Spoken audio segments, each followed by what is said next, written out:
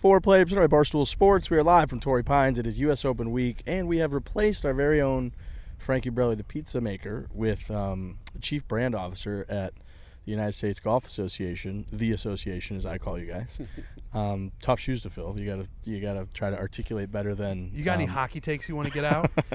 He fills that. That's what he does on this show. I can't really say much because I'm a Bruins fan, so I better just keep my mouth shut with Frankie on that one. We were talking about that earlier, that you considered during the series firing off some texts to Frankie. I did. And you're happy now that you didn't? I did. After this third game, I was ready to fire off a few, but thought better. Well, Craig, we're here obviously at Torrey Pines. We got a beautiful view behind us. We do. Looking at the clubhouse. Looking at the range. Kind of looking at all kinds of stuff right now. Yeah, this is cool. This is a good spot that we picked. He said view behind us. Well, not in front of us. Both. Well, I should not be talking about the things that I can see because the viewers cannot see that. The camera trend's actually looking the exact opposite direction. Yeah. All right. That was a tough one. View behind us is pretty great, I will say. Craig, initial kind of thoughts as we enter the week, Torrey Pines, fans, what's the situation? How's the United States Golf Association feeling?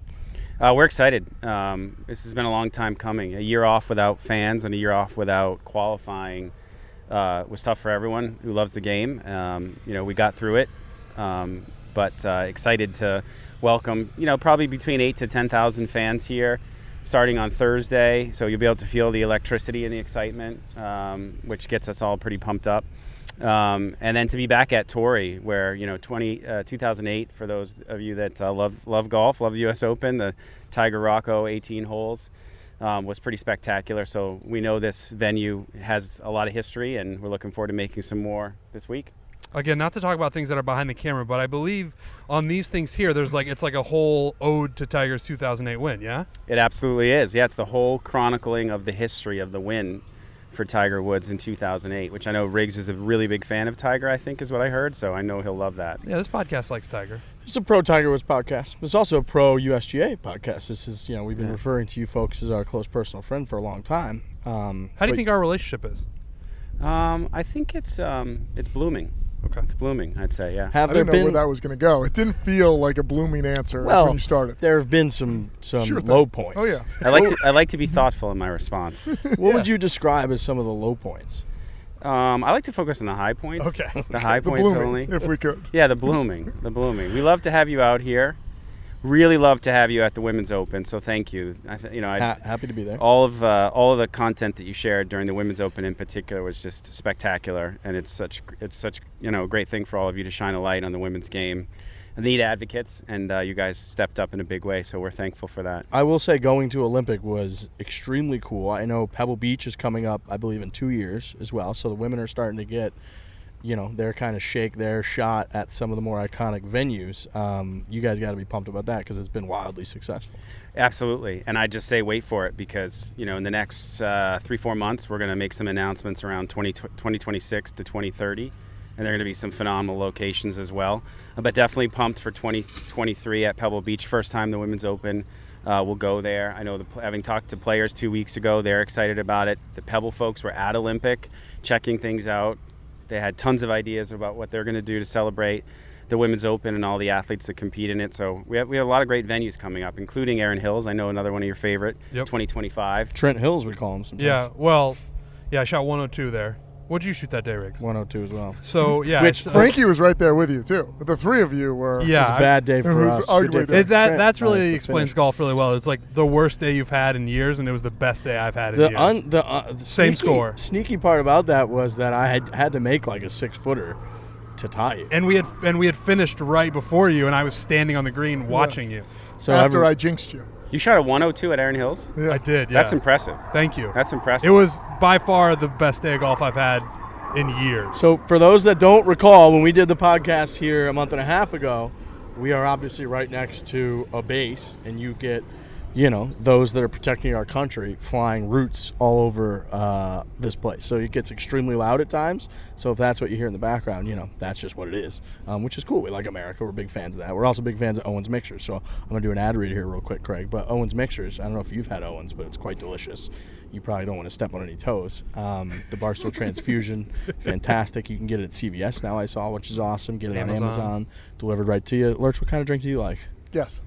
I think it starts with a P. Trent? Paloma. Yep, nailed it. Love it. Grapefruit. They got the grapefruit and lime mix that you put in there. So big thanks to Owens Mixers. Craig, I believe at one point one of the taglines on Sirius Radio said "Fuck the USGA" on Barstool Sports, and I want to say you can't say that, but I think that was one of our low points that we've brought up offline. That was absolutely a low point. So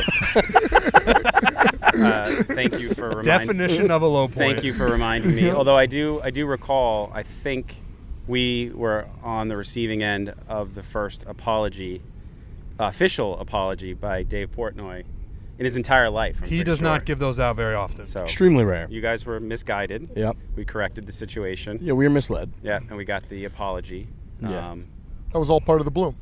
The blooming. Yeah, Blooming. I think Yeah. it's when things started to recover. But yeah, Well, yeah, right. If absolutely. a plant's dead, you give it a little water, and then it starts to, might not be blooming in that moment. but So it's, I want to go back to because I don't think we've ever had you on the show and discussed the story. But when we first came into contact was 2018, Yeah. a month or so before the U.S. Open at Shinnecock. We got another plane flying Another over, so I Raptor want to coming make through. sure. But that I think people can hear us, right, Jake? That's just a little background noise. It's if you don't like that, you don't like America, you can go fuck yourself because this is the United States Golf Association's tournament championship. Yes, Caught thank myself you. there.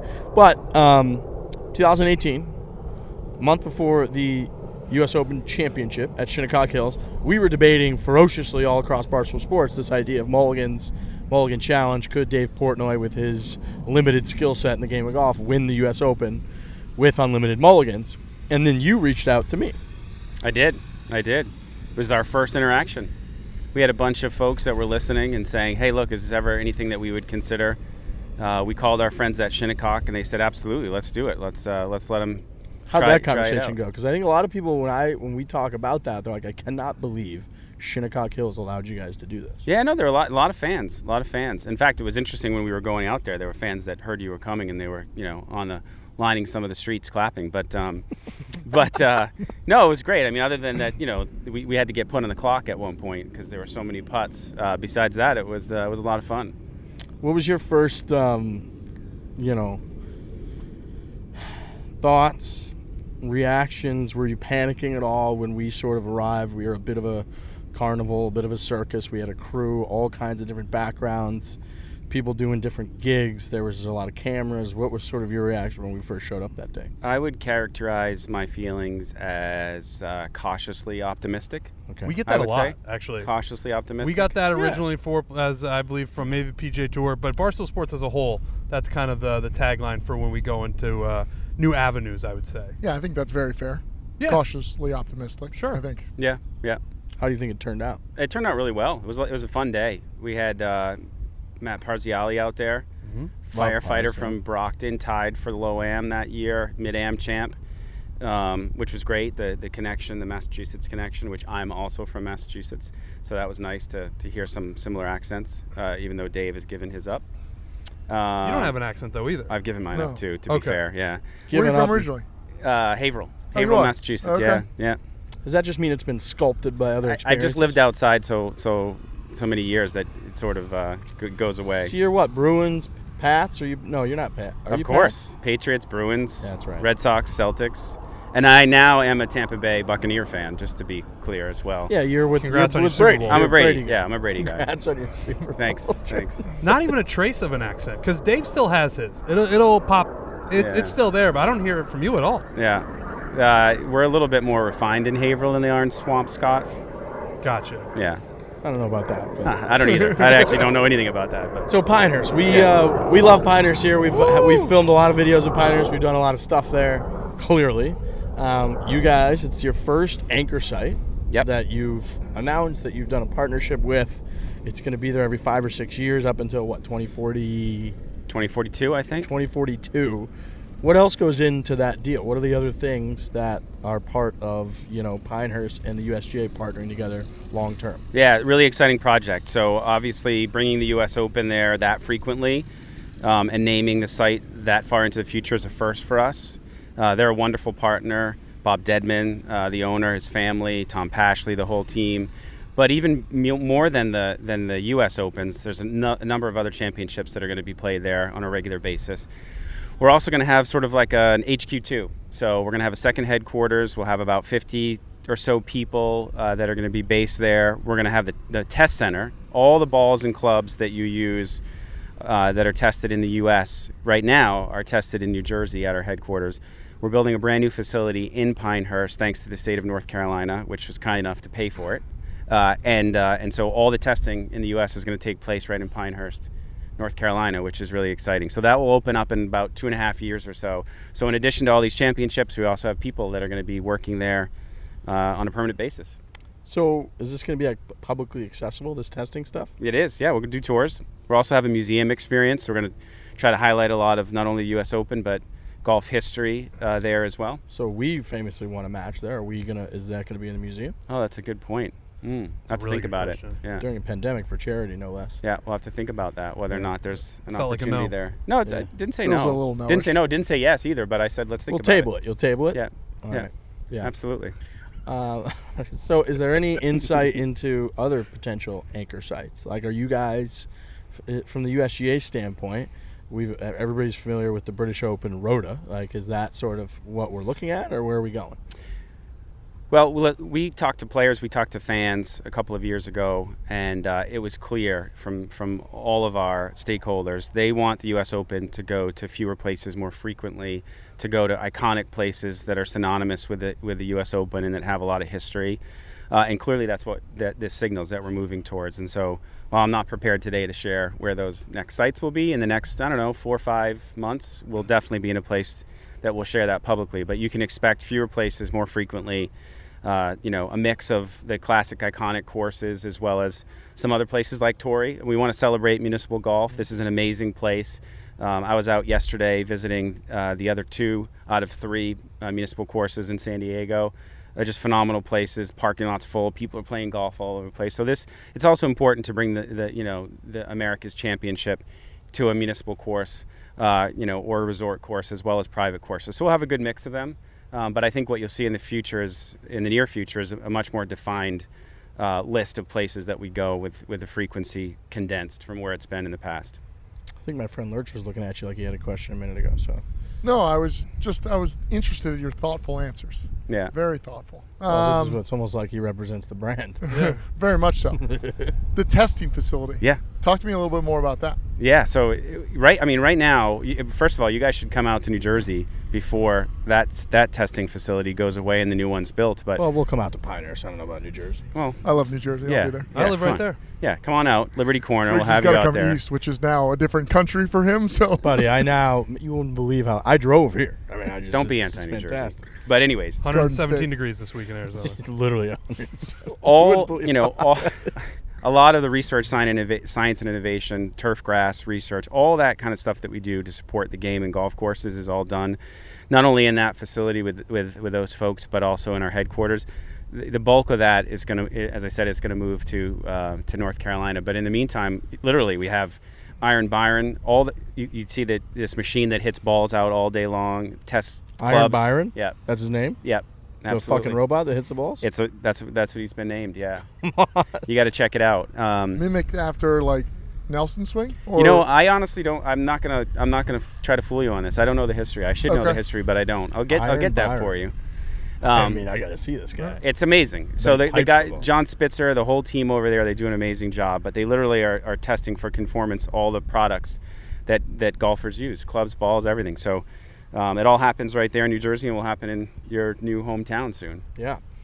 That's very cool. Yeah, because I wasn't sure what that really meant either. Like, what, are you guys testing stuff all day, every day? Is it just you do it once every year? Like, nobody really understands what all goes into that. People instead just like to lobby attacks at you online. Yeah. Especially on Twitter, about, equipment, decisions, distance, and all that. So essentially, you're saying this is where you guys are coming up with your... Yeah, look, when you're the governing body, you get feedback, and we welcome that. We do. There's a lot of diverse perspectives. I think what's cool about it is everyone shares those perspectives in support of the game. So, it's up to us collectively to figure out which direction to go. But a lot of good work happens there. And, also the turf grass research stuff. So, the grass that's in your front yard, your backyard, that the Kansas City Chiefs play on, all of that has benefited directly from the research done by the USGA there on that facility. So it's also pretty remarkable, trying to figure out how to make grass grow better, less water, less resources, less pesticides, all those kinds of things. So that's another thing that we do at the USGA that a lot of people don't know about.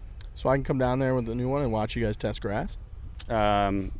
Sounds fun. Yeah, I probably. mean, testing grass isn't like an instant. I'll be honest. Yeah, right. You gonna stand there for like 6 months? You're like, all right. I'm not sure you. I'm There not it sure. is. I don't think you have the patience for that. No, a I little know change that. in humidity here. No, I that think is it might cool. be And different. the byproducts of that, I would have never known that. You Yeah. said that there's been advancements in grass that they use for other sports and turf Absolutely. and everything else. Well, I mean, it's the whole key is to help golf course operators and owners dramatically reduce the use of water and of other resources. And that then delivers value for the golfer, right? If there are less costly inputs in the front end, then the golfer on the back end isn't going to cover those costs and greens fees. And so it's really important work that we do in collaboration with a lot of different universities throughout the country. Player feedback. Usually, I feel like we get a lot more chatter going into US Open that tends to lean negative about, who knows what. Depends on the venue, depends on the year.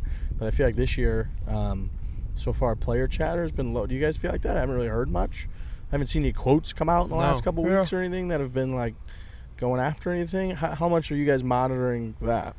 Yeah, well, look, a couple of years ago, we built a player relations team led by Jason Gore, which you guys I think know. You've met him. Great guy. Was on the tour. Actually, he tried to qualify for the U.S. Open this year in Dallas, and I think it was pretty close. Yeah, he played well. He just had his knees replaced or hip. He had some surgery. Back? Yeah, he had a some back surgery. Yeah. That's what it was. Yeah, but so great guy, and he knows the players. He was a player. So, he's just having conversations that we frankly just didn't have before. So he's taken on board that feedback, and you're seeing it incorporated in terms of the player experience this week and course setup and other things. And so, because Trent's Hero famously said Well, yeah, I mean, you guys are clearly setting up golf courses to put Zach Johnson at a disadvantage. I don't know if you want to address those allegations today, but I mean, that's clearly happening on an annual basis. That's a great question. Thank you for that one. I got a question. Do you guys have a dartboard with Zach Johnson's face on it around the office? Wow. Well, he This is Trent's the guy who's not watched Top Gun. True. Which I don't know, the listeners should know that, but you and Jake Bass have never seen Top Gun? Yeah, and I've been pretending to get references for decades. I've never seen Godfather. Yeah, No, we're not just near a base. We're near Miramar. We're near the Top Gun base. Which I didn't know. You said right No. out there is where Goose, unfortunately passed. I don't think many people would know that, though. Yeah, well, especially not a guy who True hasn't watched Top Gun. fans, like yourself. Miramar. Maybe. Right there. Do you have a leather jacket? I once did. I don't anymore. Really? Yeah. People probably don't realize your Belgian roots. I did live there for a few years, yes. Yeah, Yeah, thank you. that's kind of cool. Yeah. No, I dig it. I think it's very cool. It's a great country. So overall, we're feeling good about the week. We do. We're excited. Again, to have fans back here. You guys will see them start to trickle in. Players are arriving. I mean, right over here on our left. Viewers can't see it, but the range are warming up. We got the short game area over here. Players are coming in, and so there's a lot of excitement building up. And, we've been counting down the days, so looking forward to Thursday. All right, Craig, we appreciate it. Thank you. Oh, you have any insight into the pairings? I don't. No, you have to Okay. wait for that. Maybe tomorrow you'll hear about that. Tuesday. Yeah, but it'll be Tuesday. Sorry, but it'll be exciting. No, I'm it's sure. a good little teaser because all of our folks listening now, they should be frantically updating, the website, Twitter, for updates on the pairings for the United States Open Championship. Yeah, check out usopen.com.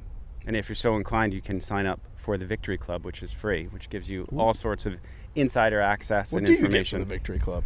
You get early access to tickets. You get great content. You guys know about content, right? You get do. great content. You get early access to tickets. Merch? Can and you you get get merch? great merch as well, which is another specialty I know of all of you.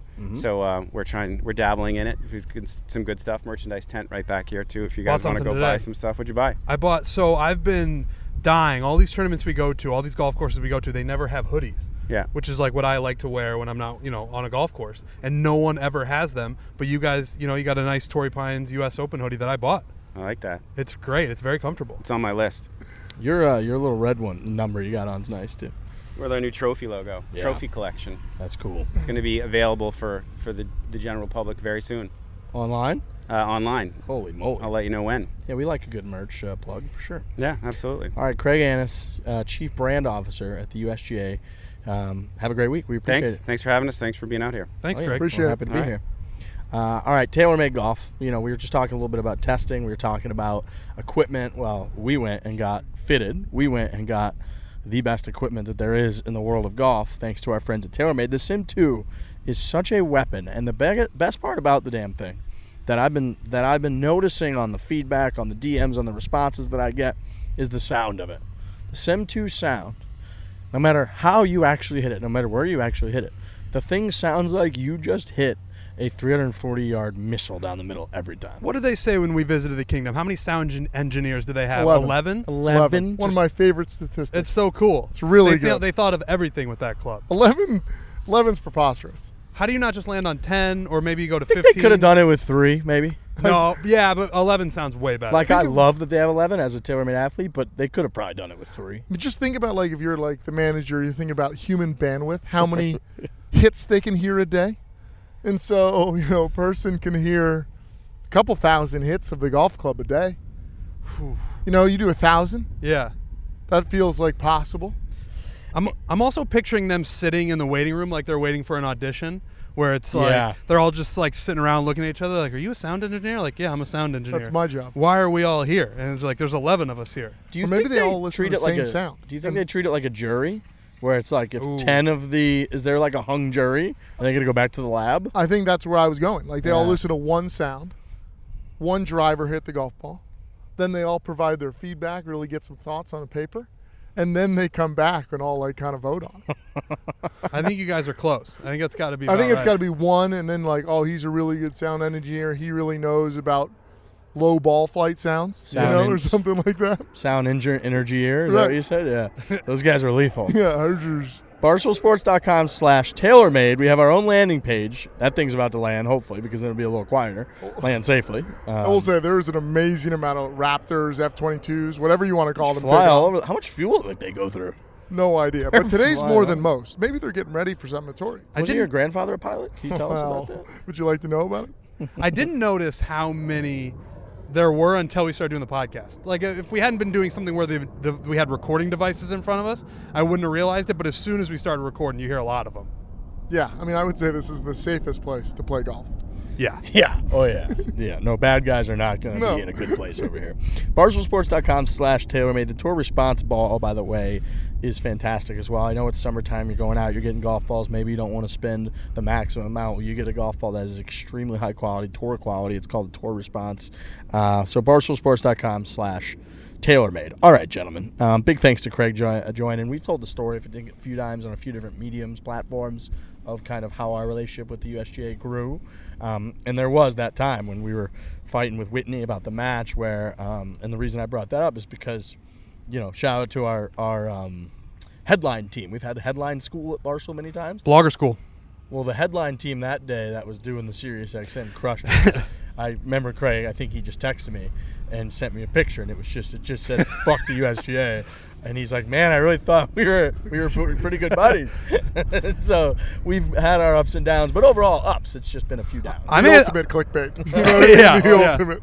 I may have set back the relationship with the Zach Johnson talk a little bit. He didn't want that one. No, he didn't. No, that was funny, Trent. Okay. But I I liked it. thought it was a great question because, I mean, to the public eye, they're longer, harder, and that's just way harder. It's harder for our boy Kiz. I mean, he gave honest feedback and being like, I can't win. I mean, it's Yeah. just too hard. Well, learn to hit the ball farther. Exactly. Right. It's just, I don't know what to tell you. Come on, ZJ, roll it out there. Too. It's like it helps to hit it farther. Sorry. That was when ZJ said, obviously, they've lost control of the golf course. Like it was going to attack people. I got to give a shout out to Trailer Phelps. Happy birthday. Happy Says birthday. long-time listener to the show. Great. Sent me a DM, or maybe it was a tweet or something that I saw. And I was like, oh, okay. Well, I saw it, so now I have to give him. What did it say? Just, hey, Riggs, it's my birthday on Tuesday? Hey, Riggs, big fan of the show. If on the next show you could give me a shout out because it's my birthday, that'd be awesome. When's I his was like, birthday? Dynamite. I think he just kind of said generally it's my birthday. So maybe it was the day that he tweeted at me, which was like yesterday. So Maybe it's happy Tuesday. belated birthday. Well, happy, I think a lot of folks now in the social media age are in birthday week, kind of. Okay. So it's just kind of. I don't love birthday week. I'll be honest. Look, I'll just no, say happy birthday and whenever I it hate was. it. Frankie's a big birthday week guy. Well, selfish I mean, guy. it'd be really off brand if we just buried him and sewered him while he's not here. But he would respect do the that. same. he would. Yeah. I mean, Yeah, that's he would punch never for do that punch. to anybody Yeah, else. exactly. I am a little surprised that we're wishing someone a happy birthday when we don't know the date. Well, I think that's part of it. We're just announcing that the Earth is in a pretty similar position relative to the sun where it was when this person was born. Okay. Yeah, really close. That works for me. Yeah. So happy birthday, Trailer Phelps. I think that's his name. Trailer? Yeah, like that pulls something. Right. Like a And how horse. would you spell this name? It's Traylor, and then Phelps like the Olympian. Right. And then another couple. Now we've got a handful of our own little things that have happened to us over the last 5 days to go through. The first one I'm going to say is Behind the Green. So that's going to come out Wednesday night, 8 p.m. Eastern. Frankie and E-Bug, they flew out here last week to finish up. That's probably their, fourth trip out here this year? Yeah. Something like that, It's a yeah. job well done by those And the two. two of them been grinding. They've got interviews with all kinds of different people, footage, drone footage. They were like hang glide. The whole thing's ridiculous. So they've been working really hard, and then they took a red-eye flights back, I believe, over Saturday or Sunday to get back so that they can edit it and so that Frankie can live stream the Islanders, which is a monster right now. So that's why he's not here. But make sure you tune in because we won't do another show until Thursday. So make sure you tune in 8 p.m. Eastern on our YouTube channel, Behind the Greens, episode 3 now. Yes. But this will be the second U.S. Open one. And the one last year was maybe the most impressive thing we've ever produced. And I would agree with that. And I've seen some of the footage from the Torrey Pines one, and it's the same level of quality. It's the video is going to be fantastic. So, yeah, Wednesday night, 8 p.m., Behind the Greens, Torrey Pines. It's going to be great. Do you know if we're still going with that kind of like fight-themed music, too? Because I appreciated that last time. Yeah, when it's The music like, was kind of like, it was almost like Gladiator, their first scene of Gladiator, where you Yeah. were going into the U.S. Open. yeah, where there's a legitimate battle about Right. to happen between the golf course and I all hope that they are keep behind it. that. I'm sure And it's the golfers. similar to that. Frankie is very involved in the music part, so I'm sure he made it good. I love Yeah, it. he's like fucking Beethoven. Scores his own teasers and To stuff. the point where he has discussed like setting up a little studio, I don't know where, at the office or at his house or whatever, to like actually make the music. What a preposterous human being he is. He That's is. great. But man, am I excited for Behind the Greens. They do a great job. So big credit to them, and yeah, I'm excited to watch that. I have to give a shout out to Kevin Streelman. Okay. So Kevin Streelman bought me dinner on Saturday night. No way. Well, I had a couple friends that were inviting me to this steakhouse for bite to eat and like a little nightcap, which is right near my apartment in Scottsdale. And I'd been out Saturday with a couple friends, and I hadn't eaten dinner. Things got away from me. I'm like, I'm starving. But he's like, why don't you come here, get a bite, and we'll have a drink. I'm like, all right. Well, I get there, and Kevin Streelman's there at the table. Do you think we're closer to creating the shirt? Potentially. Are you telling me the man of Streel bought you dinner? It's a mandatory shirt So now. Mr. Man of Streel himself. It comes towards the end here, and they had all finished their meals like an hour before I got there. And I'm starving. We're at the steakhouse, and I had a couple drinks, so I'm feeling like loose and like pretty liberal with my funds. And I'm like, I'm gonna get a fillet and like mashed potatoes and which is like $70 fillet, something preposterous. Right. I'm like, I'm gonna pay for it. It's good. Well, then, the check comes, and he's like, yeah, just one. Like when I wasn't even paying attention, thing comes, and I pull some cash out, and I'm like, oh, let me pay you because I got like thing. He's like, no, it's on me, and I'm like, no, really, I ordered a preposterous meal. Yeah. And he's like, no, honestly, and he was super cool, and he's like, yeah, just say something nice about me. Ha. We were kind of laughing. So Kevin Streelman bought me like a $150 dinner on Saturday night. Man of Streel. Does he Man of have Streel. any awareness of Man of Streel? None Like, was he at whatsoever. dinner like, eh? Dude, no. If he pulled, like, sometimes just wearing a jacket with like a T-shirt underneath, and just opened it up and it just said the Man of Streel. Or I would even even if there's nothing under there, but when he makes a big putt, if he was like, "Whoop," Oh, like Cam Newton, yeah. that'd be awesome. Kind of thing when we get like Men of Streel shirts and follow them around maybe Thursday. Done. Not I bad. think we have to. Done. I think we have We'll just to. go in town and get someone to custom print us a couple shirts. That's right. That's Oh, easy. Right. We can do that. Simple. Super nice guy. Like, I as believe it. nice as they come. I believe it. Yeah, he was great. So big thanks to him, That's what a story. the Man of Streel. Just sat right He gets next to better him and better. at dinner for like an hour and a half. I knew he had something to him. Super friendly, kind of like a sneaky, dry, quiet little sense of humor, but pretty funny, and just super friendly. Like, he was great. I want him on the show now. We'll get him on. Okay. Yeah, we'll definitely get him on. I'll tell you this. I think there's a good chance that on Thursday's show that people will hear from the Man of Streel. Let's go. Wow. We can make that happen. That is exciting. Uh-huh. I mean, I owe him some exposure now, or something. I owe him Right. something. Like he Some got pip. bought me dinner. Yeah, I got some pip points in my pocket for it. Exactly. Okay, now we've teased people long enough, but what they really came to this show for was Trent on the last episode of Foreplay, golf podcast by Barstool Sports, sponsored by Owens. Trent crafted a direct message to a very popular player on the PGA Tour, Ricky Fowler, which is his stablemate, or Yeah. stablemate, Tailgate. which is his stablemate, and you just tweeted out in the show business fashion. He has responded. I will reveal what he said. I don't on the even know next this yet. show. I'm so excited. Well, yeah, because we all crafted this together. Yeah. Because what I had said was, it was for selfish reasons, which most decisions are made. But I wanted True. Ricky Fowler to, Unreal when I line. break 100, I want to be congratulated by my stablemate Ricky Fowler. Yes. Because I thought that would be really cool and that'd be really nice. And you would congratulate him if he were to say win a golf tournament. Right, and that's championship. kind of where we got to, where it was like you guys then asked me like, well, have you ever said, hey, congratulations on all of your success or anything like that? And I said no, and I was like, maybe we should DM him right now. Let's craft it together. So we did that. Here's the original DM. And what did you say to Ricky Fowler? This Your is what I stablemate. said. Yeah. Said, hey, stablemate. I put John Tillery in parentheses. Yeah. Tough one this week, but we have things trending in the right direction. Loved what we saw at the PGA and the Memorial. We got this, man. Let's keep this thing rolling. #TillGang. Which the Strong. hashtag #TillGang was a Trent creation that you floated by us, that we had an initial shock reaction, but ultimately all agreed absolutely. it's a great hashtag. Yeah, just because it's, Frankie didn't like it at first, but then he came around on it. You guys were on board Oh, yeah. immediately, No, I'm pretty sure. I know We a were good red hot hashtag on it when I have immediately. Yeah. So #TillGang. So I sent that. I think we recorded Tuesday night. Wednesday afternoon, I get this response from Ricky Fowler. He said, haha, let's go, man. Definitely heading the right way and back to just playing golf. Hard to find better people than Tillery. #TillGang. Whoa. Best close in the world. Bang! #TillGang. That's He's it. with you. Right. Well, we're all in this Going together. into Right, but that like- exchange, that is the best possible outcome of a response from Ricky. Right, because my initial thought when we sent it was he's never even going to see it. Oh, yeah. Ever. He'll leave you unread, bro. Right. And then not only did he see it, he responded and used the #TillGang. The fact that he also #TillGanged it is, I would have never seen that coming. I thought maybe he would even have just liked it. You know how somebody just double taps like, right. fuck, I read it, now I got to Yeah. respond to it. Yeah.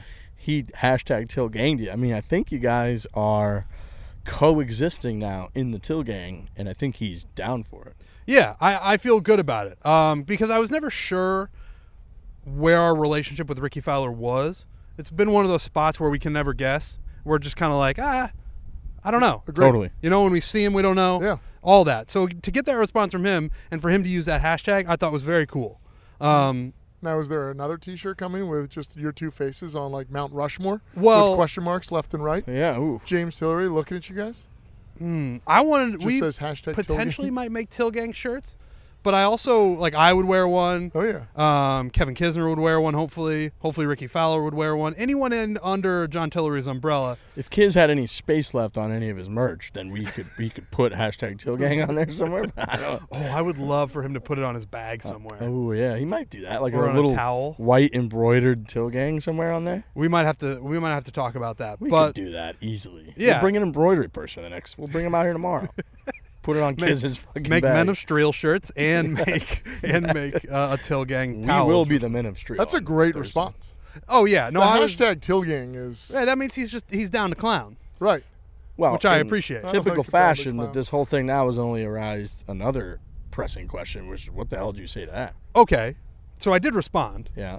and with no help from this group, by the way. He should have just. We had a lot of things going on, which we'll get into your part of it with Bryson and all that here in a minute. We But did. in that group chat that you clearly didn't see because you didn't know about that response Nothing. because I immediately sent it to you guys. And you did say, what the hell do I say to that? Right, I was like, "What is happening?" And then you put your thing in there, and it kind of everything got lost in the shuffle. Yeah. And Thank you for your service. Thank you. so I was now doing it alone. I was doing my response alone. And how did that go? I'm gonna say it, and then you guys can be the judges. All right. How much right. time did you give it? First off. About a day. Okay. Okay. That seems like a long time, probably to the listeners, but I don't. Ricky Fowler, he still hasn't seen the response that I gave him. Yeah, and you guys you were already on kind of a 1 day delay. Right. That was your average response Do you time. think that means he put you in kind of general, or where did he put you? Yeah, the fact that Because he you hasn't can do the seen general or primary. It hasn't feels like seen you're- this response, but again, he's Ricky Fowler. Right. Yeah. He's just like, I'll throw this guy one bone. What'd you say? Okay. My response to Ricky Fowler was, glad to hear it, man. JT is the best. He's helped me a ton with my game. Best of luck with everything going forward. You read it Clean. like you're 85 years old No, it's clean. and you're a professor. I think it's really clean. Also, it's important to enunciate those types of messages because the wording, everybody's hanging on pins and needles out there. Right. So that was my response. I think you did a great job. I think Yeah, it's I do keep too. it clean. You know, you've made contact. You don't want to overdo it. You don't want to overstep, but you've established, and I think you guys are in a good place. Right. And then in the future, should something come along where we maybe want to reach out to him to do something, an interview or a four-man scramble, anything, I can be like, oh, he's in the Till gang. I can hit him up. Totally. You guys are in stablemates. Yeah. Shout out to John Tillery. Shout out to Ricky Fowler. We got to run into JT. We haven't seen JT yet. No, we have not. I got to see him in person for the first time since I shot 122 at Brookville Country Club. That's You sound a right. little nervous to see your guy. You know, It's going back into the. It's like getting. You ever fail a test? You had to get it Yeah. signed by your parents. Feels Oh, like yeah. you got to take your game and get it signed by JT right now. well, listen. We were definitely in the honeymoon period when the original video came out. Yeah. People were like, oh, I love this stuff. This is great. It's entertaining, but it's also informative. So you're living in a place where it's like, oh, people love this Yep. stuff. And then you have to go put it into practice Right. on the golf course. Yeah. And it doesn't go all that well. No. That man's reputation is on 122 the isn't line. all that well. It Hey. is about his reputation. That man's It's not about reputation mine. is I don't on the line. my reputation doesn't matter. I don't have one. That man now could be known as the guy that took Trent from, oh, Trent shooting 104, that's cute. He's right there, to like Trent shooting 122. What'd you do to him? Right. So, yeah, I just haven't Did seen you him. break his legs off of his body? Like, how come he Rixie, did can't? you want to say 104 is cute or close? Was that just the wrong C word? No, cute. I thought it was kind of cute. That is just the I- most politicking statement I've ever heard. I thought 104 was adorable Yeah, when I was thank shooting you. 104. Thank you. I do too. I thought Yeah. I thought we The were way in a he real works the cute ball zone. around. He's having a good time. Just That's adorable cool. out there. Yeah, yeah, He like doesn't- he's not too like It is. passionate about it. He's just kind of there. 122 is dark. 122 is more scary. And Yeah, what was your it's- back nine? Was like a A 70. Jesus Christ. So, yeah, I'm nervous. I'm nervous to see What a number JT. that is. I'm nervous to see 70 JT. is. Because he's gonna Just- be like, hey man, remember when you came down to Georgia and I taught you how to play golf in a better way? And what we said a lot in the video, Frankie and I was a lot of talk of this is growing pains. I just had surgery. Right. Now this is physical therapy. It's gonna take a little bit, but still, I mean, No one 70. has played the game of golf, genuinely tried to make impactful, noticeable changes, and immediately been better. true. It's always a you get worse before you get better. You Right. take a step back and then hopefully you take 2 or 3 forward. That's kind of the whole point. When you change, it's gonna be super uncomfortable. You got to get that muscle memory built up. You got to get comfortable with it. You got to be able to trust it. You got to have. That's what That being our said- friend Hal Sutton was just saying. Like, you got to be committed to the shot. When you got a brand new swing, can you really be committed over the ball? That being said, 70 is close to forgetting how to do anything in this life. 70's high. But here, Oh, 9 holes That's, of golf. you play Ricky, you play Tilgang. He plays 9 holes, you play 9 holes. yeah, You shoot whatever you shoot. okay. He's got to double his score every hole, and you have a match. I don't like it. You would win. Here's the kind of guy JT is, though. So the putting was a big problem in that Very video. funny For video. anybody who watched, it was a big problem. But very funny clip from your Georgia trip. Right, and then in the Georgia trip, we found the part where I said to JT with a straight face, said, if you were to ask me what the strongest part of my game was, I'd say putting. You know, I can't read greens very well, but I can get the speed. I like this putter that I have. You know, I know what's going on with my putter. Yeah. And I tweeted that out. No caption or anything like that. Just, you know, make light of the situation after I shot 122. And JT quote tweeted that and was like, no, this is on me. We got to work on putting. We got to work on, you know, all these different parts of his game. It falls on me. And that's the kind of guy he is. That's a guy you want to work with. I saw I that do. tweet. Somebody hit you with the narrator. He did not know what he was doing. Yeah. Tweet, and that made me cackle out It's a good loud. tweet. Yeah. Again, credit to you. You put the video out there. You kind of you put it on a tee for him, and the guy, you know, knocked it out of the park. You do, I mean, our jobs, you really open yourself up to criticism, which I don't necessarily care about, but like tips, golf tips, which we've talked a lot yeah. about on the show. Oh yeah. I've just been deleting all messages that I Yeah, get. you have to. I know people's hearts are in the right place, but they're just like, they are sending me nonstop being like, hey, instead of doing this, do this. Instead of doing that, like, I understand that, like, that's part of golf culture, where when someone's really struggling, you want to help them out. But it's not, though. It's like when I'm playing with Yeah. like Riggs, or we're playing together, or we're all playing together. It's like I'm not giving him a tip. You know, it's like, oh, you're doing this, unless the person is in such a bad place that you're out there like asking for it. Yeah. I think the difference is usually when people are on, you know, the internet or more so on TV, they're a world-class golfer. Right. This group ain't world-class. No. We stink. But so what my message to those people would be that, like, this guy only listens to John JT. Tillery. Yeah. That's it. That I was just gonna say that. That was gonna be my advice. You know? There's one. Don't listen to me. Don't listen to Lurch. No. Don't listen to Frankie. Don't listen to any. Well, you human guys are being on the actively internet. rooting against me not to break 100. I know. Correct. Yeah. Yeah. That's right. No, I'm for it. I know the series. I want it to go for forever. Yeah. And we can just transition it to breaking 90. I think it's a long game to No, we root for can't. Trent. Series over. But I know what you're doing right now is fantastic. I know you're being genuine, Lurch, and I appreciate that. And I also know on the flip side of that, Riggs is being Riggs genuine. and Frankie are like, they're We're getting getting on their views. they're getting on their knees at night and praying. When that 122 text came in, I mean, I was very happy. Right. No part of me was like, oh, I'm bummed for Trent. I was like, oh, we got a series. It's even worse that you guys serious. pretend to do it. You guys go, oh no, and like a sarcastic amount of O's, and it's like, all right, well, this isn't even a safe place anymore. For the record, I actually, when I did text that, I thought I was texting it from a genuine place, but I immediately, when you called me out for that being really sarcastic, I was like, that's actually the place that subconsciously that it came from. Right. Yeah. I understand it, but we're the 122. I'm not a 122 golfer. Right? No, no, I'm no, just that's just No. not what I am. So we're gonna. You're keep, a way better athlete than 122. I know, but we're gonna keep working at 122. it. What do you think? Putting. Yeah. Oh yeah. Dude, we went to Australia 2 years ago, and going into that trip, everyone's like, he's going to do it coming. on this trip. Right. That's 2 years ago. Yeah, and I just never. You Did know. it. No, definitely. Way to take his words right out of his mouth. I never did it, Yikes. but also That was mean. It was a gut punch. I mean, I've earned it. Yeah. I like. I apologize. We're obviously always trying to get better. Like that's just as a golfer, you always want to get better. But I was never like really trying. I would You're just right. go play. Right. And I'd go to the range. but and your I'd swing putt. was like so. It was pure enough on that little cut that I was like, he's just going to do it. He's going to make enough pars and bogeys that like he's just going to get under 100. Yeah. And you're right. You never actually worked on it. So this is the first time you're actually trying to get better. And I would actually, say that had you kept on the other path that Lurch is talking about, I think you would have broken 100, but it would have been close, and you wouldn't have lived in a place much lower than that. I think you're now on a path that you can get to a place where you live in like the 80s.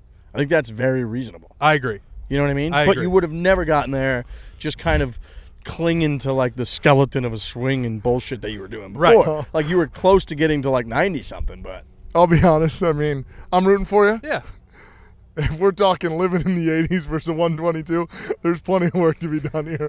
I mean, I'm the biggest pro. I want you to do it of all interesting time, your but tune has I think changed. we got What's going on here? Now temper expectations. Now there's support Here, coming let me from put over my here. mic a The little rug's getting closer pulled to out yours from under me here. over here. No, I'm just trying to be realistic. It is. I think 70 is near close to 80. You know, I will say, Riggs, when you said living in the 80s, it like sort of like took my breath away a little bit. I was like, whew, like I don't think that's that crazy. I mean, Because unless I've he's seen you pulling get out there 9 and you holes hit at like once. every fairway.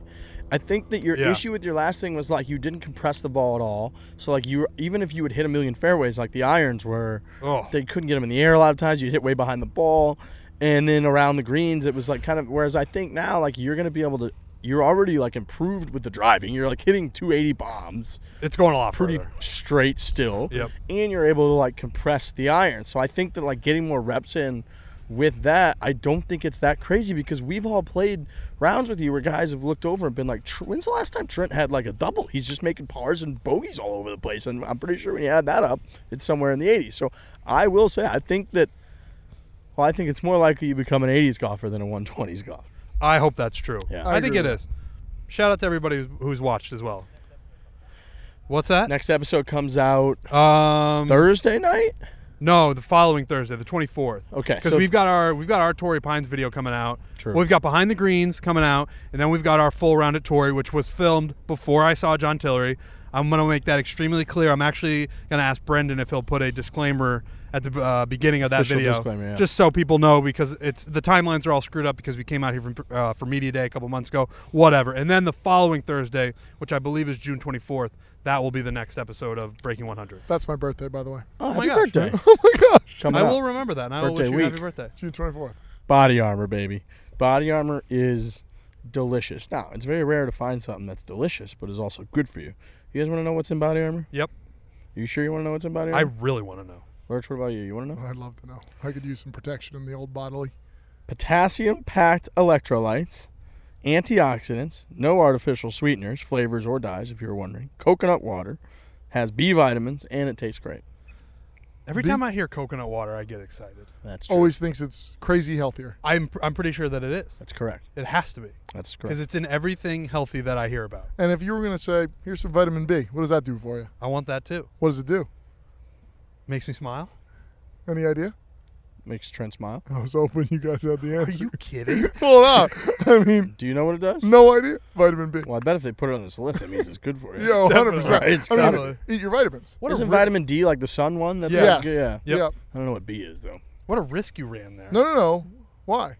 I thought you had 'cause like now the we're answer. here. You took the high ground and were like, "What do you think vitamin B does?" no, And then no. we put it back at you and we're like, "I don't know." No, I figured you had the answer. Body Armor. I love Body Armor. I really do. It's refreshing and it replenishes my B body. vitamins play a vital role in maintaining good health and well-being. As the building blocks of a healthy body, B vitamins have a direct impact on your energy levels, brain function, and cell metabolism. Are those things important? Those are all good things. I would say those are good things. Vitamin B complex helps prevent infections and helps support or promote cell health. Are those things good? Yep. Yeah. Huh. So it sounds like Body Armor is really good for you. It's available for purchase in-store and on Amazon. Now they got all kinds of really good flavors. Strawberry banana, amazing. Fruit punch, orange mango, tropical punch, gold berries, one of their new ones. Blue raspberries, one of their new ones. Berry lemonade, watermelon, strawberry, pineapple, coconut, probably really good for you as well. Blackout berry and mixed berry. So, I mean, they just got great flavors. We got some for everybody. Strawberry banana is my favorite. Brunana? Yeah, I can't talk today. That's okay. I have I've- it. a lot of travel. I actually am honestly also having some trouble speaking. It's been a lot of travel and I can't speak well. Yeah, you know. Strawberry banana. Nailed it. Let me ask you guys a question. Yeah. When you think about your own golf swing, do it right now. Think about your own golf swing. Okay. Okay. What vantage point or angle is that image and thought? Weird. My gut, my honest answer. What you're is looking at it right now in your head, you're looking at your own golf swing. What's it? Where are you standing when you're looking at that? I'm behind myself. Okay. Perpendicular to myself, I You're- guess. oh, I'm you standing are. on the opposite, looking back at me. Like, I'm looking at you right now, but I'm you. Okay, so you're down at the ball. Okay, I see. So The you're way- looking at your head, head Yeah, on. Yeah. I'm like Trent. I do down the line, which made me start thinking: how come none of us ever think about our golf swing from the vantage point of you taking the golf swing? First person. Right. No, I always think down the line. I don't know Me why. too. Line. Always. You guys think down the Yeah, line? like what it looks like from behind. Never Because I've thought been- about that angle Just once in because my I've been life. that's how Really? you watch golf. Yeah, on TV. No, I always think about it like this. You're thinking about it like when you watch Perpendicular film of your thing. swing. No, but hold on, Lurch. You're saying Right here. you're looking at it like your chest is looking at the. Yeah, right That's here. so weird, really. That's the only way I've ever thought So about then you it. kind of think about like how far it goes to perpendicular and stuff. I'm trying to think like what do you like when you think about it that way? Because like when I look from behind, I always only think think about like about when they get it impact. in the slot and stuff. I think about Yeah. you know what I mean, that Yep. look, that visual from the tour guys Yeah. when they show it on camera. I never think about that once. I only think about impact. When I think about my golf swing, it's always at impact. I will say I think most people will have your answer, Lurch. I almost feel like no now. I I almost think feel they're like all gonna mine's have wrong. ours. Yeah. Really? I don't know. But what I was thinking, because I was at the range last night, I was hitting a couple balls, and I was thinking about like some stuff that I've been trying to work on. And as I was thinking about those things, I realized that I was immediately not even the image in my brain wasn't even of me standing here over the ball. It was actually out of body, removed, and standing behind me where the cameraman would be standing on PGA Tour. Right. And I thought in my head, why the fuck would I not be thinking about my swing from the viewpoint of me over the ball? Because that's how you can actually like do it. I guess the only thing that I would say about that is when you're trying to think about your swing in a different way and how to improve it, you're trying to look at it from a different angle. Like if you're thinking, all right, I'm in the first person, this is how I swing, like you're not able to come out of it and look at it. You're just in there. I will say, are you posting driver swings these days because you think you've really found something? Because I will say, Yeah. I've seen 2 videos now, and they look way better. That's why I'm but doing I it. just want you to get in front of this one because That's why I'm doing it. Now, in my defense, I have posted many really bad swings. right, the last 2 I've seen look like you should be playing in the tournament. I found something. I texted. So I was getting ready to play. Max invited me out to Silverleaf on Saturday, and Friday I was at the range, and we've been on the road for so Saturday was the first round of golf I played in probably over 2 weeks, which for me is like forever long. That's a There's long a few time. times I've snuck out and played one hole and filmed it for the reverse, or I've done the daily 9, but a lot of times those are just you run out with 9 balls, you hit 9 putts real quick, you fold up the fucking camera equipment, you get back and you keep going because we've been doing Barstool Classics and everything. So I just hadn't played many rounds of golf. So I got home Wednesday night.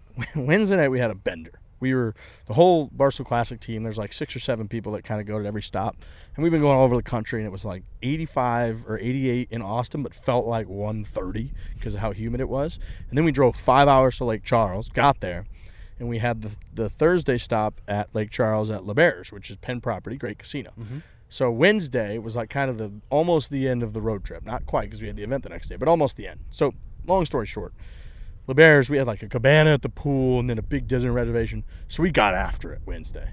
Had just an awesome time.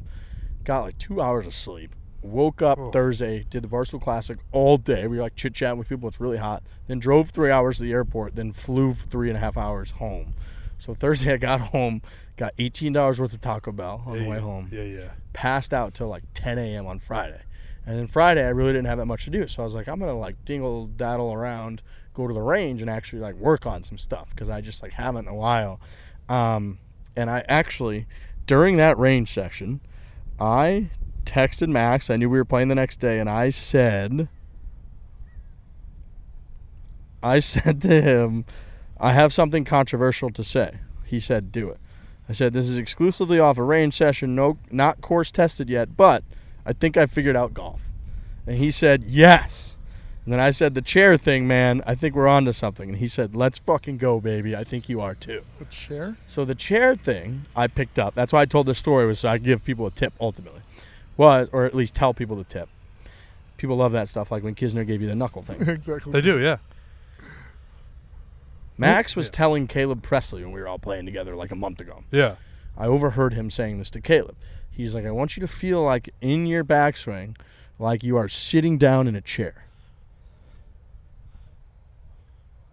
And I took that tip. So just to be clear, when you go back, your cheeks instantly go down. Yes, almost exactly. Like you're preparing to like sit yourself into a chair, basically. And that what is that supposed to give you more rotation? That's like the sensation that he told me, that he told Caleb that I stole and didn't even think about. And then like a week later or something, I was on the course struggling, and I was like, you know what, I'm going to just do that thing. And I hit 4 shots in a row that were just striped, and then I didn't get to play golf for like 2 weeks or whatever, and then did this range session, and I was doing it, and I was just striping the ball, and I was like, oh my God, I think I figured out golf. That tip's a no for me.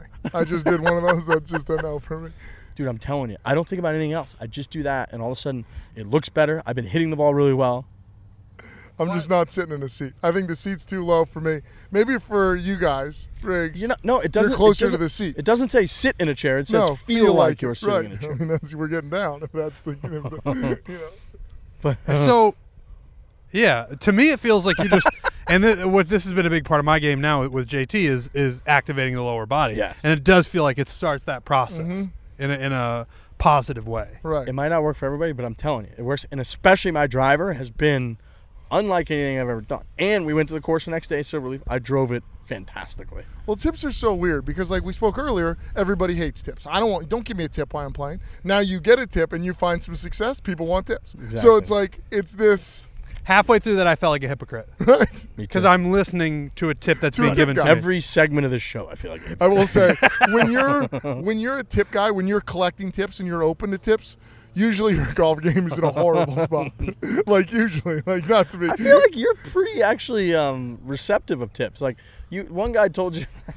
One guy told you, you heard somebody say strengthen your grip, and you started gripping the club till your fingers were bleeding. Well, that's because I was pulling every golf ball. So he's like, you just got to strengthen your grip. That was so very I said, funny. okay, I'll strengthen my grip. You were just holding so it as hard as you could. And the things were going even further left. Yeah. So my golf like, game no, was in a rotate bad. your yeah, hand exactly, over to the right. exactly. No, it's a different type grip. Oh, Yeah, well, no, I who feel knew like that? no, you do like to put tips in play though. I'll take a tip, but again, if my golf game's in a bad spot, like then I was like, Yeah. I need to change my grip because I can't hit anything even closely to the right side of the course. Everything Michael goes way Breed left. telling you to take the angles out of your Right, your putting always stroke. stinks, but I'll Yeah. take a tip at that time. Okay. Don't tell me how to hit an iron currently. I think I'm hitting them pretty good. Okay. Yeah, you do a great iron player. But anyways, This past weekend. the reason I've been posting those videos is because I think my driver swing is really especially, and my irons I'm hitting much better too. It's just a little bit different. I got to dial that in still.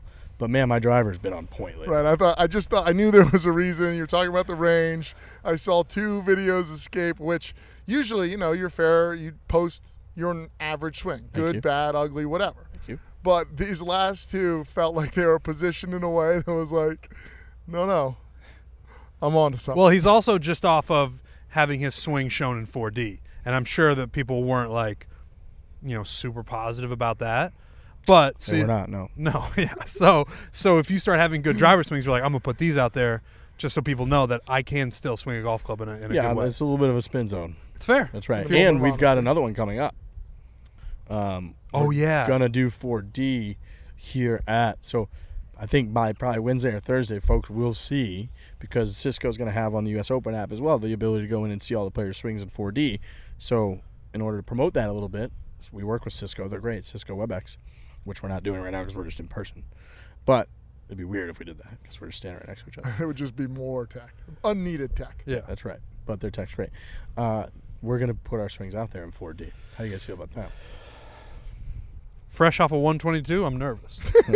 Those are my true thoughts. I mean, I know my swing is foul. Like, it's just not right. Like, it's not the proper way to hit a golf ball. Nobody ever said take a iron out, pretend it's a shovel, and throw it at the golf ball. No. So, like, I know mine's Yeah. wrong.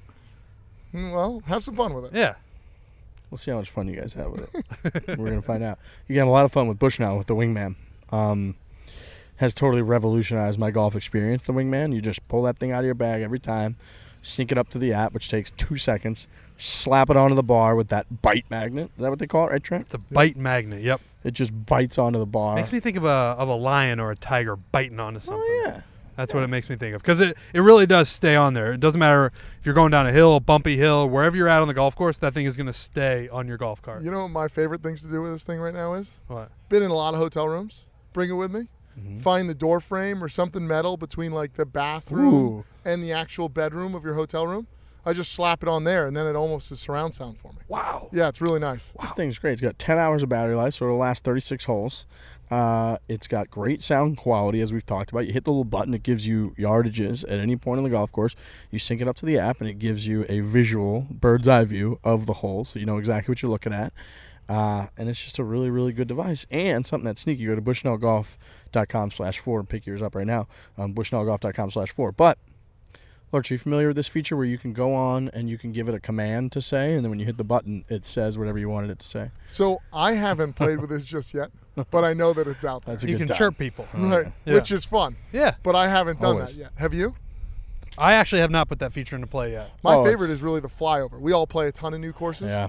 That app, you just like, oh no, you never play. Yeah, me either. And then you like do your flyover, and then your buddy hits in the water. You're like, oh, who knew that water was there? Yeah. You know. Like, I did. I got the Bushnell Yeah, Wingman. exactly. Yeah. Up one. I went to bushnellgolf.com/4. You didn't. So go to that link. It's a good time. Lurch, you were just at Pebble Beach. I was. Place Little is- getaway. It is a little getaway. Can you tell me the first tee story that you told me? Oh yeah, sure thing. Yeah. So, woo-wee. Anyways, little getaway. Great guys. Ernie, Josh, Connor. Great people. Good crew. Great crew. So Little DBC crew. Dad Oh, bod yeah. guys, yeah. very much so. I would say 3 with a real dad bod body.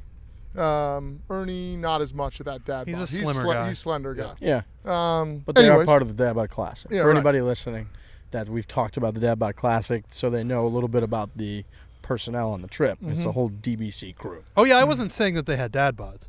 I did come off that way. Yeah, I that's said what I dad thought. bod guys. That's what- okay. But yeah, Riggs added the necessary context. Okay. Yeah. Contextualized Anyway, it, so I got a long travel day. I think I left Chicago at 4 a.m., make my flight. Anyways, get out to Monterey, psyched. Don't check in my room till the end of the day because we're kind of drinking, carry on, just being excited for the next couple days of Oh, our yeah. lives. Perfect time. Anyways, we have kind of late night. I might go back to my room at like 1:30, something like that. Stumble in, pass out that night, and I haven't opened the windows yet. And, I tend to sleep in the nude. So, anyways, You tend to, or you just do I it? always sleep Yeah, in the okay, nude. all right. I do as well, by the way. It's the best way to sleep. Just a little fun fact about me. I actually mix it up between, that pair of those Tommy John pajama pants they gave us. those are nice. Yeah, A lot of times I wear just those. But Yeah. I'm on the road so much, if I forget to pack them, yeah. which is frequent, Right. then I'll just sleep in the nude. Right. Those are top notch. Well, you're It's- sleeping you're on a pretending to fucking be in the nude cloud. with those That's things right. on. It's better You're than just the nude. embarrassed of your own body. Somehow That's more- pretty much what those are. True. So, anyways, I wake up the next morning. For anybody that saw my Instagram stories this weekend, they know exactly where my room was. I open up the blinds, ass naked, and throw them apart just to see what's out Like there. a movie scene. Right. And then lo and behold, there are 4 people on the tee box just 25 feet from me looking right at me. This is the first with their tee. caddies, the whole bit. Right. First tee at Pebble, you're about to have maybe the best golf experience of your life. 100%. And then who's there? This ogre of a body that's just ass naked. So I threw them open, looked, and just panic shut them both. And so that was my start. That to story Pebble, made their me start laugh. to That's a Pebble. funny visual Yeah. for just, and also the confidence of you to be like, hey, I'm naked, but I'm opening these blinds. Well, I trying to was get some thinking- light in here. Somebody said You know how it's on the windows first work, right? fairway. No, these are the windows. It was like French door No, kind of. but I mean, never mind. There was. But I'm saying they're a two-way street. Like when you open the window, Oh, yeah. it's like that could, unless there's a building on the other side immediately, like there's a decent chance on the other side of the window someone's gonna be able to see in. Yeah, but somebody said, "Oh yeah, you're on the first fairway." So I was thinking I'm just looking out to the first corner there at Pebble Beach. And I was like, great, nothing. And then I threw these things open, shut those quickly to try to Anyone preserve who their listens to this experience. podcast, and then if they're one day lucky enough to play Pebble Beach, I hope that happens for you. I want you to look over at that little what would you call it, like a bungalow or Yeah, it was I don't just know what the it second is. story right off the first tee. So if you're playing the whites, I mean, man, you're not 20 feet from my room. Just So- be glad that you don't see a butt-ass naked lurch just letting the day in. Right. Yeah, you really got lucky if you don't see that. If you go play Pebble Beach and you didn't see that, you got lucky. But you might see it. You never know. I hope not. So how'd you play? I actually played pretty nice. It was like standard. I hit it really well, didn't putt well, shot a low 80. Yeah, So, it's pretty yeah. standard. That's good So, stuff. That's Yeah. the lurch golf experience. Yeah, exactly. That's great. Welcome to it. It's frustrating as hell. Sounds fantastic. Yeah. Sounds Low really 80s. I nice. mean, well, as a guy who's soon going to be living in the 80s, I look forward to that. Per Come your join us. sources. Per your per sources. Riggs Barstool. Okay, U.S. Open. Big thanks to Craig, obviously, coming on, but we'll talk a little bit about the field. Couple things going into it. Probably the biggest one is Phil Mickelson, who's a local guy, who's finished second runner-up at the U.S. Open 6 times, but never won it. He's got 6 major championships now. He has won at Torrey Pines before, and now he will be coming here as the most recent major champ as a 50-year-old. Matt, he always has his birthday during U.S. Open week, I feel Yeah, like. So people always singing happy birthday. birthday's probably coming up pretty soon, so he'll be 51 pretty soon. But Phil coming into Torrey with the chance to complete the career Grand Slam, win his 7th major, and finally get that U.S. Open. It's one of those things that had you told me 4 weeks ago, that'd be a storyline, I would have said it's infinitely more likely that he misses the cut than that he finishes top, 15 Right. even, and instead he comes in as the most recent major champ. Right. It's His you know. birthday's on Wednesday, by the way. Oh, wow. really Yeah. quick facts by He'll be T Daddy. 51. Yep. Good job. Google. Yeah, I mean, if you were going to be on the Barstool Sportsbook and you were looking to place a wager, it feels, I can't tell which side's dumber. To be, Phil's going to win this thing or he's going to miss the cut. Yeah. Yeah. I think winning is dumber. You do? I think, Phil's just a miss the cut guy. Like, it's not, when you look, he could be in contention or he could be 13 over. and you wouldn't be Right. surprised either way. So winning it, I mean, yeah, Right, I but guess then also winning it factor is in, like, so the upside. impossible. Like, Right, it's just hard to win stuff. 100%.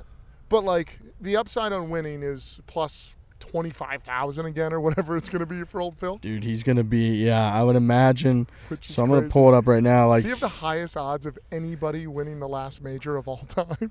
I wonder what they were. I don't even know on the Barstool Sportsbook. I didn't know exactly what they were.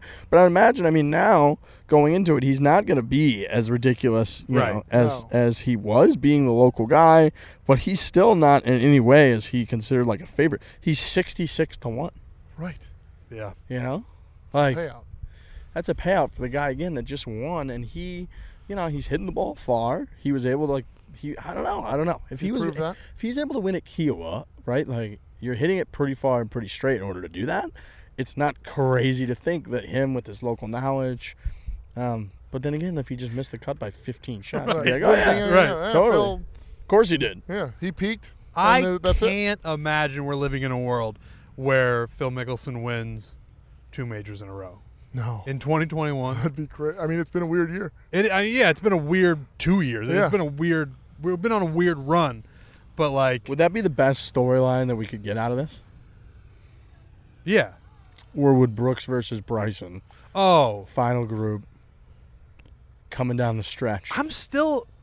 I understand people want, they want the Brooks and Bryson pairing on Thursday. They want the USGA to make that happen, or like the scenario we had talked about, like you're saying, they actually play well enough where they end up in the final group at a major. I think that's going to take a lot out of the whole rivalry, Yeah. because they're not going to do anything. Nothing's going to happen. Maybe, you know what I mean? So then would you put them Thursday just because it's so rare that they'll ever be to capitalize on everything that's gone on? Do you put them together on Thursday? Because the risk is that they'll never actually be one-on-one in a major coming down the final stretch. I actually don't care either way about the pairings. I just know that the most entertaining stuff from this rivalry is going to happen on social media. Yeah, you're right. It's never going to be more interesting than that. People want them to meet on the first tee when they're It's paired golf. up together and, exchange looks and then maybe get into a fight. But it's Right. like, that's golf. just not going to happen. Right. Dude, they would shake hands. Right. They probably wouldn't say a word to each other all day, Nothing. and that would be it. Yep. And like 100%. one of them will beat the other by 3 or 4 shots, like they usually do in a round of golf, and everyone will be like, "Oh, all right, that was cool." And then, as far as we know, with the rivalry, it's not over. But it's like it reached a point that everybody wanted it to reach, and with nothing happening, I think it would cool off. Yeah, I You had agree an with that. interaction. You had an interaction with Bryson on social media. yeah, Bryson shared my Instagram story. How'd you feel about that? Wow, what was that?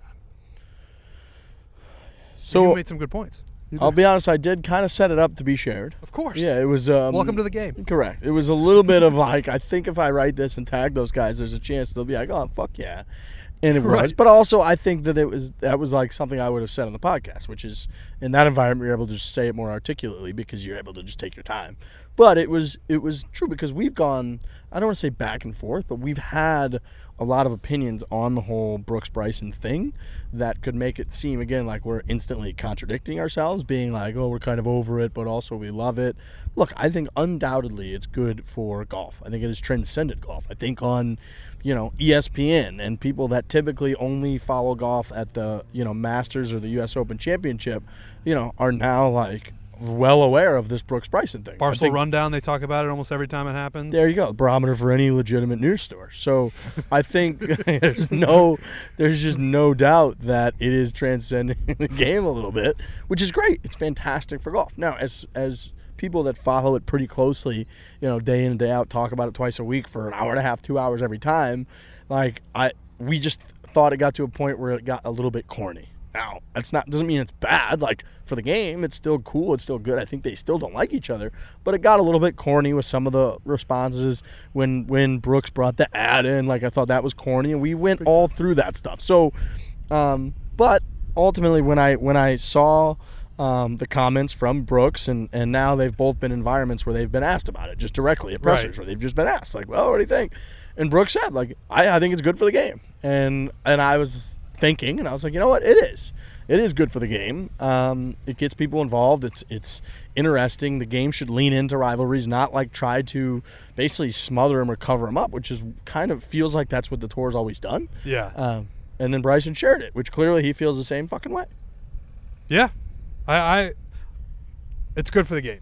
It is. If you take like you're not picking a side or you're not doing whatever, it's like people are talking about the sport more than they have, recently. So, and you need, like, you can't. We used to mock all the time. Your stablemate was one of these guys. Yep. Who, like, when somebody would win, a tournament or a major, that like they wait for all their buddies and they all shake the guy's hand. It's adorable for the first time, but at the end of the day, what's a lot cooler than that is if like it's reported that the two other guys that finished second like declined to talk to the media and they're fucking pissed. And right. like, you know what I mean? Like of that's course. better No. for the sport. Yeah. You need more than a pitching wedge get stuffed by 100 yards, like, and then like to an inch tap in, and the guy wins a golf tournament. Like the storylines between golfers Yes. is what drives it, and you need to promote that because, as a storyline guy, Trent, like you want the next storyline. You want to know what's going on with the players. You want to know that, he's pissed off and he stormed off, and like why did he storm off? And I think that's what makes it interesting. And like when the books about Tiger came out, or when Hank Haney wrote his, or when our buddy Armin Katayan, who wrote that book, Yeah, I can't remember it. but it was about Tiger Woods. They made a documentary about it too. And it Did had they? Based his on it, yeah. face Yeah? on it, and it is kind of like the face Good book? of Tiger Woods. It's very good. Yeah, it's very, really very fascinating. thorough. Tiger Woods. That's Name the of the name book. of it. You're right. Yeah. So if you're looking for that, that's what you call it if you want to search it in Google or books or whatever. But what they some of the stories they would tell in that were of when Tiger would like make a little side comment to Stevie about like Phil or something, and you were like, oh fuck you. Like, that is the juiciest stuff. That is when you're like, that is raw. That's the stuff you never get to see. That's the stuff that like is in there. And and we've talked about the fact there's 200 something players that have like PGA Tour status. You put 200 people of all kinds of different backgrounds from different countries that have different personalities. They're not all gonna fucking like each other. It's not. You have 5 people. We go on a road trip. We're like really good friends. We all go on a road trip for 4 days. We fucking hate each other. By the end of it. 100%. So it's like you get these people that are playing together 25, 30 weeks a year that are also competing for money and livelihood and sponsorship dollars and now PIP points. Like, there just are people that do not fucking like each other. And we don't know about any of them, except now we know about like one of them. I want to know about all of them. Me too. Totally. And you are right that the tour has made an effort over the years to not show that stuff. But like, and I get why to a degree, but also if you start showing more of that stuff, interest is going to explode. Totally. I mean, it's like the NHL, you just have to be a fan of hockey. It's like, Yeah. well, no, I want to be fan of this person or that group of people because the way that they play. And golf, if they just allow that, they can, because each player is almost a team, or the way they play, or their personalities, how they go about it. You can get behind that and create fans within the game, and like they like people, they don't like others, and I think that's only good. And it's cool. Like, you can tell in hockey that, the teams almost force themselves to hate the other teams quickly, right? Like in the first scrum of the first shift of the first game of a 7-game series, they're like, they're face washing the other guy, and they're Right. getting his glove up in his fucking nose and in his teeth, because like you want to create that hate, because hate drives like the passion and the fire, and you want to get out there and you play with that emotion, and that makes you play at a higher level. And it's like that with football. With basketball, it's much more natural in the game. Golf, it's not, because they highlight all the time the fact like, oh, I'm not playing against the other guys, I'm playing against the golf course. So like, you can't. I mean, what are you out here fucking hating the golf course? Like, Right. yeah, they are. They actually bitch at the USGA. That's like that's how they get around it. ZJ. But ultimately, yeah, that pussy. But ultimately, like they clearly do not like each other. And and again, not to be like hypocritical, but it does feel good that a couple of them have channeled it at each other now, because that animosity has to exist. Right. It just has to. ZJ is looking for a pitch and putt. He needs one. Hey, Craig. John Deere Classic. Hey, That's what Craig, they call it. can we make this a pitch and putt? Make this a real golf course? What the hell just happened? I'm We're talking about Brooks and Bryson. No, we're talking about being critical to like the I NHL. will storm off of this show. I will storm out. And look at that. It hasn't even been an hour. We already hate each other. Yeah, right. Yeah. No, it's all good, and we're so close to it that because it's the sport that we cover, that at a certain point we do have to say like, oh, I like Brooks more. Oh, I like Bryson more. But if you take 2 seconds and zoom out, it's all good for the game. Totally. How about we're just looking at the Pacific Ocean right now? Yeah, this is a cool spot. Do you think Frankie would know what that is? No. I also love, though, T-Daddy's first comment of, like, it's beautiful behind us. I know we got the clubhouse. We got a couple Yeah, that was signs here. stupid. I'm one of those stupid people you hear about. Oh, right Boy. here, buddy. You know what I mean? Yeah. I think Craig was like, what Yeah. idiots am I talking? Did I agree to do an interview Join the with podcast? right now? Okay. Yeah. Whoop. Okay. Now, we're not smart, like we just said. We're not athletes, but we try to be athletes at times. And you need information about your body. You need data about your body in order to perform and understand what to do better, how to optimize your performance. You got to have that information. Your body speaks. You need it to actually listen, and Whoop listens and gives you the information. You go to whoop.com, WHOOP.com, enter code 4play, which is one word at checkout. You save 15%. That's code 4play, checkout, 15%. Gives you your sleep, which is huge. I'm an 81% today.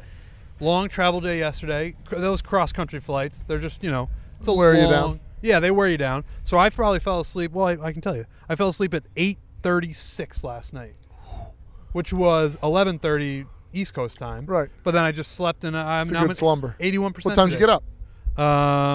Let's see here. 6:20. Okay. Yeah. Good I got slumber. 71%. Anytime you're in the green, it almost feels like you got like a shot of healthiness. Right. And like like you were just shot with like, oh, you're good to go today. Because I look at that, I'm like, ooh, it's like a drug. Right. Like Yeah. a really good drug. Right. It's good. Healthy drug. It's healthy. Those are common. Uh-huh. I'm at 71%. Guess what time though my sleep? I went to bed at 10:37, got up at 4:23. Ooh. Well, I decided to drive here. So I had to get up early got and it, do the drive. Got it. Not a bad drive, actually. About 5.5 hours. Yeah. Not terrible. Phoenix I to almost here. thought about doing that the other day. Yeah. Yeah. It was Because I lovely. was flying down from Monterey. There wasn't too many direct flights, so I almost did that. Flew to Phoenix. And Yeah, I was originally, I had been slated to fly, but I was like, you know what? Door to door, it's really not that much different. I probably would have saved an hour and a half or so each way. see a little countryside. See a countryside, you're able to like stop and go and pee. You're not like, schlepping around the airport. I got all these bags with me, which I was going to have to check anyways. And now that we're here, I have my car. So it's like we want to buzz to a course or a range or hit a good balls point. or go to dinner or whatever Right, you do with have a car. cars. You have a car. So just general things that you do with the car. Right. You have I one can of now those. do that. We can get in it, and it will take us somewhere, which kinda- is pretty incredible. You just sold us the value of a car. Yeah, I'm a car salesman now. I was thinking the other day about how ridiculous cars are. That we just have these machines that every one of us pretty much like has or has Right. access to, that you simply just get in it and you can go anywhere really fast. That's crazy. Like you could never do that ever. And then now you can just do it. Well, think about when you turn 16, how freeing that is. I remember Yeah. that feeling. Like That's when a you're good point. 15, you're like, I'm just stuck here. But I know that there is a vehicle that is in that garage that once I turn this age, I can just get in it and go wherever I want. Anywhere. I can go anywhere. Hear those things above us? You want to talk about flight? Going somewhere real fast. Yeah, but Personal aircraft. harder barrier of Oh entry. yeah, big time. You know, But Almost someone no that barrier excites you- entry to a car. very well. Very little. I wouldn't say no. I said almost no. Yeah, Like it's okay. very little. Okay. It is. You make a very small It's car true. payment, or you can get a cheaper car, and you Well, can pretty much Or just even a like. license we're to saying get, licensing, like I the would license to even partake in Oh yeah, driving the barrier a is car, very, very Take the little. which is test. actually scary when you think about it. Test It's is- like, what do you have to get like a 70 or something on the test? I mean, yeah. It's like if you're breathing, would you fail it or something? no. I You did. were kind of That had the noise of Well, whoa. Now I took- that K-turn, let me I did, tell you. I did take months. I still can't parallel park. But I did take like months of driver's ed.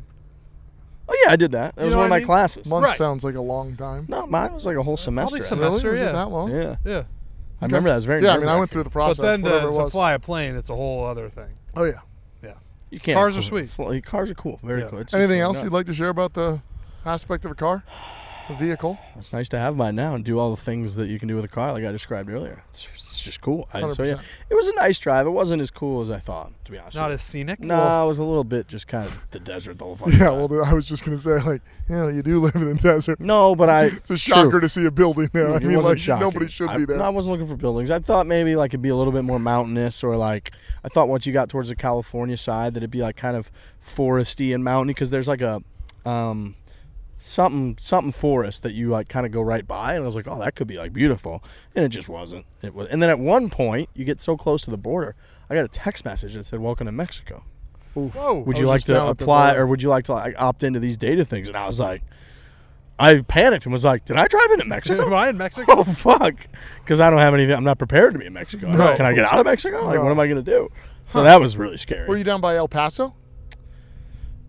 Look, I plug in the destination, and I follow the blue line, and then I get out of the car. Were So your car allows were you to be or brain were dead. you not down by El Paso? I know nothing else.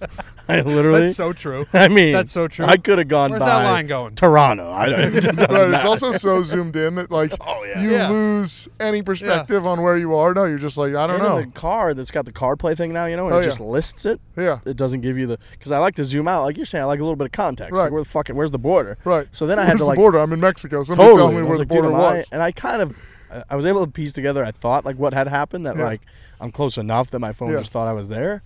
But then I tried to zoom out, and I was right on the border. I actually went by Border Patrol. They stopped me. Oh, wow. Yeah, you roll down the window. They look in the back seat, and they're like, "All right, you're good." No Wow. way. Yeah, it's a whole deal. Oh, and so you did cross the border. then. No, it's like Border Patrol's just there to like So they saw your car coming and were like, "Hey, we're going to stop this guy?" everyone has to stop. It's like you No went through like way. a whole thing. Feels I weird gotta- to have I without gotta tell going ya. across the border. I think you went to Mexico. I mean, it just feels very weird to go through Border Patrol without crossing the They border. stamped my passport. Said Mexico, and then I had to come back and say U.S. I don't know. You're not gonna believe it. When I turned around, I went through Border Patrol again. Can't believe it. He made me show him a car. I think a visa. It was a whole thing, but it felt like I went to like Mexico. I honestly don't think I went to Mexico. It was just a Border Patrol thing. They were stopping people. Pretty standard. It felt like. But I will say when you pull up, it's very scary because they had like. I'm not kidding. I think they all had like rifles. I'm sure. Yeah. Right? No, I mean that sounds right like you were on the border. No, yeah. I was like, wow, what the fuck are we doing here? They're pretty strict about the whole It's a border. different part of Right. the country than Missouri, man. Way Yeah. different. No, I don't know. Trent, have you ever seen a highway where they just pull you over and they say, "Hey, this is the Border Patrol," but you're not actually crossing the border? I haven't come across that I yet. gotta tell you, not once. Has No. that happened. Riggs, that happened to you though, huh? So what they did was the guy put his hand out like that to stop, and it He's like, almost sir, this is Mexico. You know that, right? Are you trying to go to Mexico? and I rolled down the window and he was just like, "How you doing today?" I was like, "Good." And he's like, "Can you roll down the back window?" And I was like, "Yeah, no problem." And he literally just peered in with like a flashlight real quick, and then he was like, "All right, you're good." And I just drove by. That was it. Wow. Dynamite. Good thing I didn't have anything problematic back there. Nope. Yeah. Who knows where I could be right now? Phew. I'd be working for a drug cartel. Yeah. Could be. Man, I met with Border Patrol the other day, and I'll tell you what: if you cross them, bad mistake. I was super nice to They're him. thinking about getting some drones. I have a Border Patrol coin. God gave me at the Arizona Classic stop. Okay. Yeah. Is it like get out of jail free card? No, it's just kind of I think a cool coin. Like Is it a challenge coin? Yeah, Yeah. that's right. You know what I'm talking about? Yeah. Yeah. It's No, sick. people love those. Yeah. It's cool. Yeah. It's got like the sun on it and like Right. because the Arizona and their whole thing. Right. But yeah, the guy gave me one. It was just like thanks for putting on this tournament. That's down at Border. And then I shouted them out in my kind of finale thing. So I'm tight with Border Patrol. I was ready to drop that. I was ready to be like, dude, look, I got this coin. Played my tournament. I got this coin in my apartment. I can go get it. But I didn't. It didn't Turn come to around that. 3 hours. Like, I got to cross the border again. Okay. I didn't cross the border. It didn't come to that. Okay. All right. Anybody have anything else on this lovely evening? This is great, by the way. How nice is this? Yeah. It's really no. nice. You guys are lucky you're facing this way. I'm catching a substantial burn on the right side of my You're face. acting like the sun's not directly on the back of my head. I put So, suntan for the lotion better on, part I'm of fine. 2 yeah, hours. no suntan lotion today, so I'm giving a little turn here. I will say Um, from that, I will have a deeper snapback tanned into the back of my head now Yeah. because of where I've been standing. Mm-hmm. That is what it is. Stuart Singh. Behind the greens, watch it. Watch it. Wednesday Yep. night, 8 p.m. Eastern. Those guys have been working really hard, E-Bug and Frankie. And we'll be back on Thursday. Hit it hard. Hit it hard. Hit it hard.